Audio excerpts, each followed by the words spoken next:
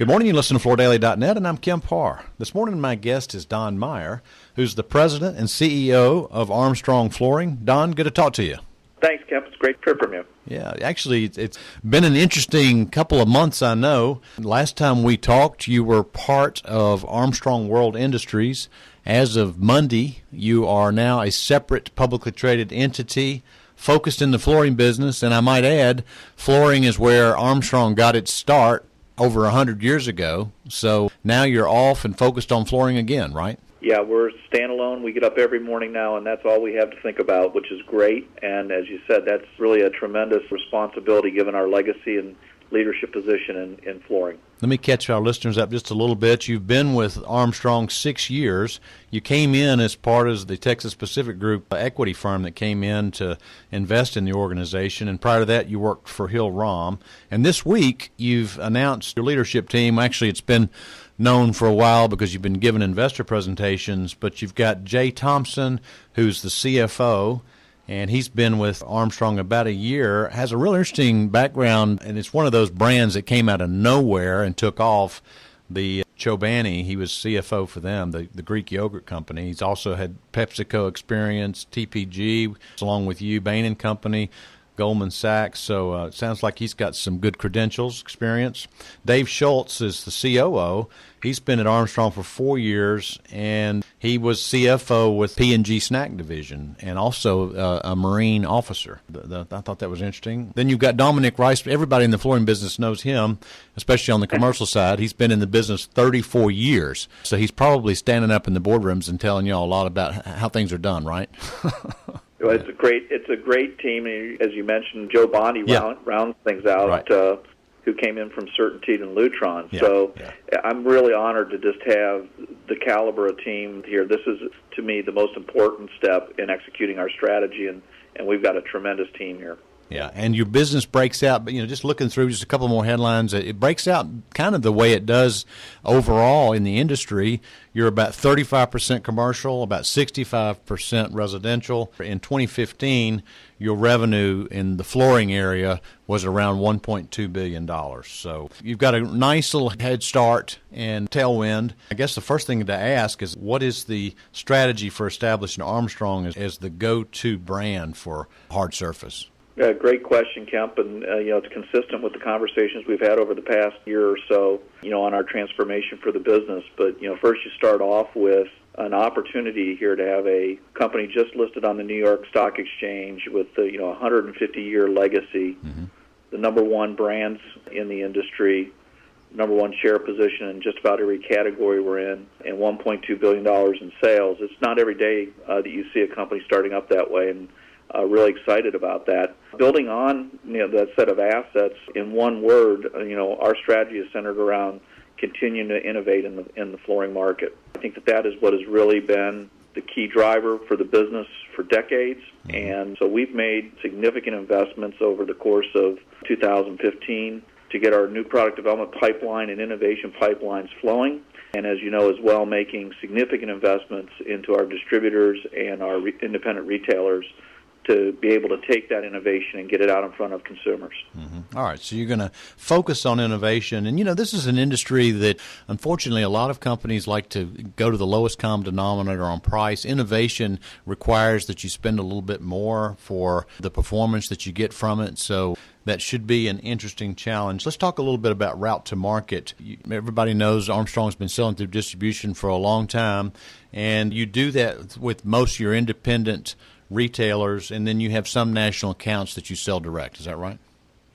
Yeah, I think that we've got a very competitive and advantageous go-to-market strategy because we have the best of both worlds. Roughly 60% of our sales go through our distributors and independent retailers, and their connectivity, their relationships, that is the best way to be able to serve, the 15,000 independent retailers and contractors out across North America. At the same time, we realized the need to be able to have a direct model for servicing those customers that want to have a direct account and direct relationship with us and not go through distribution. And so, large builders as well as commercial contractors and the big box customers all prefer to do business that way. So what we've been able to put together, I think, is a strategically advantageous go-to-market model. And as a result, I think that allows us to get our products positioned and placed across all the channels we serve. Mm-hmm. You're the market share leader in two of the biggest categories in hard surface. You're the largest in hardwood at just under $500 million in sales, and you're the largest in resilient at around $700 million in sales. So I guess your plan is to maintain that leadership, right? We want to take and maintain the leadership we have in those segments, but really focus on driving growth in some of the faster-growing and emerging categories. Mm-hmm. Obviously, luxury vinyl tile, or LVT, has been a focus for a lot of companies. We're really excited about our new plant that we just opened up last year in Lancaster. As well, that's where we're debuting our Diamond 10 technology, providing superior durability and stain resistance to anything out in the market. So LVT is a key focus for us. As well, we're very focused on the engineered wood market. And last year we consolidated our operations from China, invested into our Somerset, Kentucky and Vicksburg, Mississippi plants. So, I think we've got the assets and the products and the technology in place here to really drive, hopefully, some nice gains in our leadership in those two categories. Don, I flew up and toured your new LVT facility. You've named that line the Thomas Armstrong line, which was named after its founder. So you're definitely putting a lot of credence into that line. One quick comment on Vivero, the product that you're making on that line, this Diamond 10 technology, it's one of those, I guess, innovation areas that you were talking about a minute ago, because this has got extremely durable. I think it's 7 times scratch resistant than aluminum oxide finish, isn't that right? Yeah, we 3 times, Kemp, is actually what we use there. Right. 3 times, and as well has stain resistant characteristics that are unmatched in the industry. All right, so you're starting off in the right direction with this innovation, which I think is what you've told us is what is going to be your unique selling proposition for the Armstrong brand. Let's talk about the sub-brands. We talked about Vivero. Most people know you have the Bruce brand. Tell us a little bit about what your sub-brand strategies are. Yeah, everything will be under either the Armstrong brand or the Bruce brand. Uh-huh. So Vivero is a sub-brand under the umbrella of Armstrong. Okay. Armstrong Flooring. And so we see those as, frankly, some of the greatest assets in the company. To have the number one brands in the industry with the highest brand awareness and brand recognition is a great start. And so we're going to leverage those brands, and we're going to invest in those brands by really driving the core purchasing attributes that consumers see and why they're selecting one product over another. And that's what we want the Armstrong and the Bruce brand to stand for. A couple of the quick things that I'd like to hit before we run out of time. Real quick question, and this is probably an interesting one that you don't get asked very often, but what does AFI lose by not being part of the ceilings business? That's an interesting question, Kemp. I don't think we lose anything. Uh-huh. In fact, to me, it's a great gain for both businesses.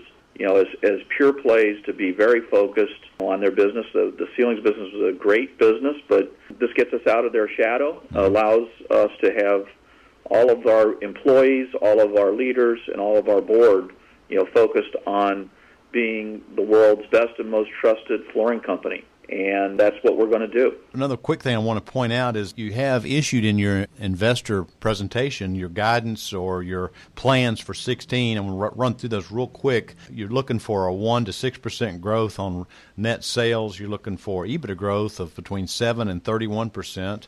You're going to continue to spend on CapEx $50 or $60 million in 2016. And another quick thing I wanted to point out is that you went out Monday at just over $12 a share. It's trading out about $14.50, and most of the analysts' guidance they're calling for around 17. So things are starting out pretty well this first week, aren't they? It's exciting to be here and an honor to be in the lead for taking this path forward and executing this strategy. I'm focused on creating long-term shareholder value, right, servicing our customers better than anybody else out there. And I think when we do that, that's what's going to continue to drive shareholder value in the stock price, as you indicated. Mm-hmm. All right. Well, Don, I appreciate you spending time with us. I know it's a busy week for you. Again, been talking to Don Maier, the president and CEO of the new Armstrong Flooring, Inc., AFI, and you've been listening to Kemp Harr and FloorDaily.net.